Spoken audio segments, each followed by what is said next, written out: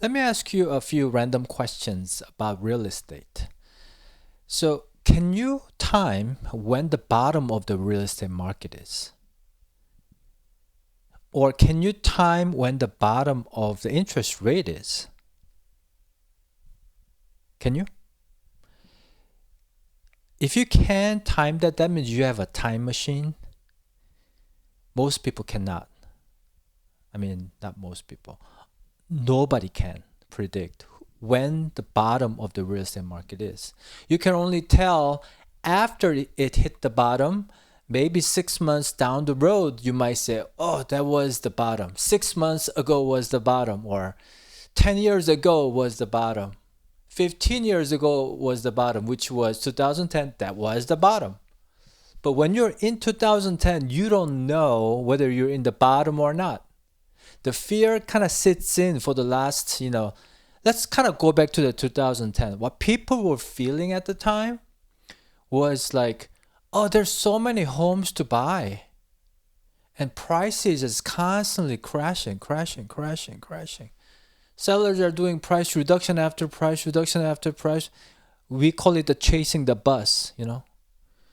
That was what's going on. But at the time, buyers who should have bought at that time didn't think that that was the bottom. That's the reality of real estate bottom. So we could be sitting in 2025 at the bottom of the market right now. Nobody knows, right? And so in today's video, let's talk about when can you actually make most sense to buy a house. What can you control? And what's really most important thing? And this isn't just about the numbers. This isn't just about the price, rate, the mortgage payment, insurance cost, property tax, blah, blah, blah. It's not about that. So let's dive into it. Hey, welcome back to Shawn Realty Podcast. My name is Shawn Yu, Shawn the Realtor guy from Portland, Oregon. So as I explained, with the price, you just cannot time the bottom. You cannot time the peak either. It's the same thing. Let's talk about the rate. Can you time the rate? Not really. I mean, you can do an educated guess based on the Fed funds rates direction, adding that margin and this and that. But still, things happen in the world. Like wars happen, pandemics happen now. A bunch of different things, economic tariffs. There's so many things. Nobody can actually predict what the mortgage rate will do. Now one last question. Availability of homes. Can you guess when you're going to see a lot of homes to buy? Again, that's kind of harder to guess. So where am I going with this? With a bunch of this question is, I want you as a consumer, I want you as a home buyer, future home buyer, young people who are saving up money to buy their first home. I want you to think about these things that you can control. And main thing is your affordability. Not the ones that the mortgage lender says 40% of DTI, debt to income ratio, 20% DTI, not one of those.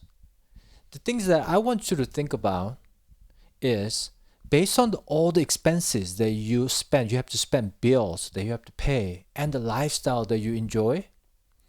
If you have to go out and eat every day and that is your thing, you need to consider that in.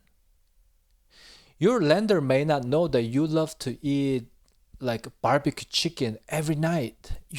They don't know that. But if that's your make or break your life, I mean, you gotta do that, right? So you are the only one who can predict, who can, assess what is the right budget and, affordability based on the price and then rate and mortgage payment and everything. So what I want you to think about it is you set your affordability first and then plug in the price, rate, neighborhood, feature, house size, how new the houses are, things that you want, what kind of school district. I mean, those things will follow, and you make the adjustment based on your affordability. Because you have your budget in mind, how much you want to spend. And at the time, today's rate and tomorrow's rate could be different. And you'd have to kind of willing to plug in different numbers. And when that hits within the your comfortable affordability zone, and you are going to stay there for more than 3, 5, 10, 15, 20, 50 years, then you will know, hopefully after watching this video, with one more thing that I'm going to talk to you about, you'll have a better sense on when to buy and how to time that for yourself based on your affordability and your lifestyle.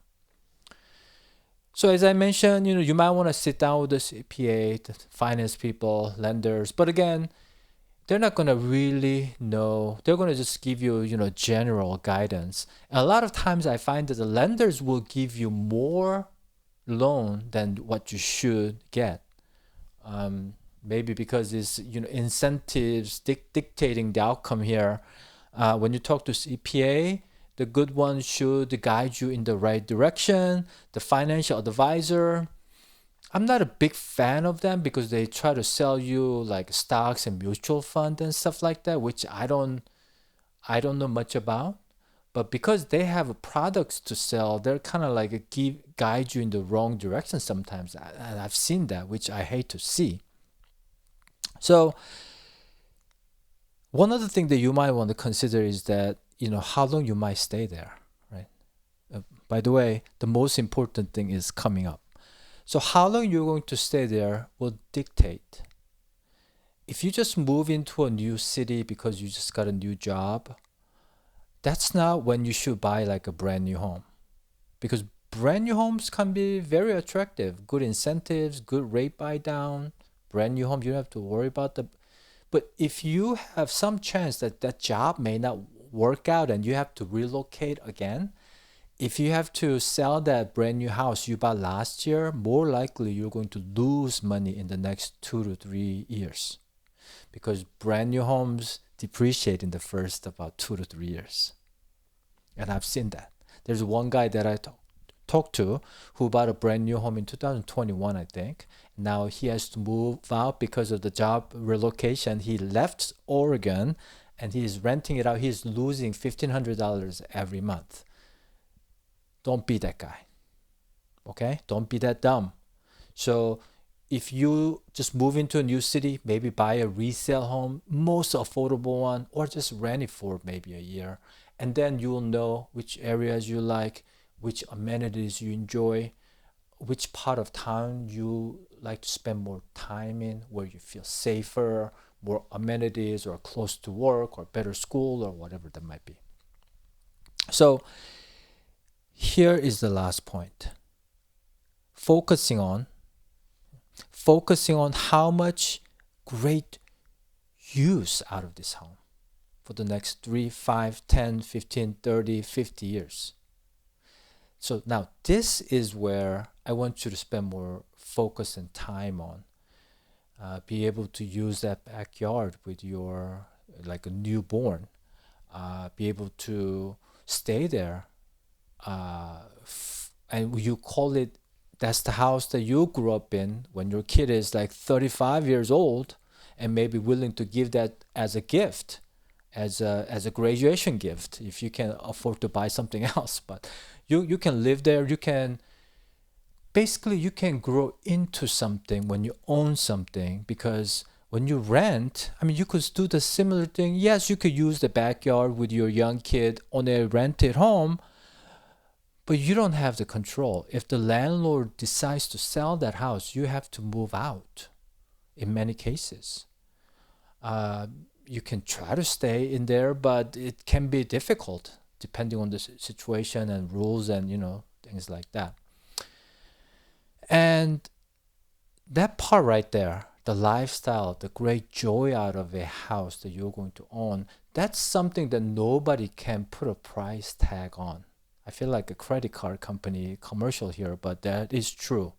your CPA is not going to know how much you're going to enjoy that house, how much you're going to personally value that house and the lifestyle that comes with that house. And then you kind of sit back and think about how much that would be worth to you. If you think that that's really important, that you are willing to spend $500 extra a month, $5,000 extra a month, $2,000 extra a month to have that joy, the happiness, the lifestyle, the memories, the legacy that you're going to leave. I mean, all those things. You are the only one who can put a price tag on that. So you need to decide. Based on that, plug in the number. So your focus should be, the first one is obviously the affordability. The numbers has to make sense, right? So the affordability, that's one. And then the second thing is how well you're going to enjoy that house and what that means to you. If you focus on those things and play around with the price, rate, the location, size of homes, bedroom count, bathroom counts, lot size, the amenities, how new, how bad, how old, how far from your work, downtown, suburb, rural, all those things, you just plug in and then move those parameters, find your affordability and your lifestyle want and needs and goals and things like that. Then you're not going to regret, I don't think, because you can afford to stay there for a long time and you're going to really enjoy that house. So those two things, in my opinion, based on selling real estate for now the 17th year, I want you to focus on, and I believe you will succeed if you focus on your buying home in this manner. Okay, so that will be end of my note for the day. Thanks for watching. Please hit the like button and subscribe, because making videos like this sometimes takes hours to kind of like make these ideas into a notebook, and I start reading the notes to make videos for you like this. And if you have any questions in Oregon, Portland, Oregon market, buying or selling, feel free to give me a call. I'll be happy to talk to you for 20 minutes. It's free. It's a consultation, the introductory consultation for 20 minutes with Shawn, and so I can give you my guidance to you, and you can work with whoever if you don't like me. So give me a call, 503-515-4499. Thanks so much for watching. Have a great day, and I'll see you on the next video.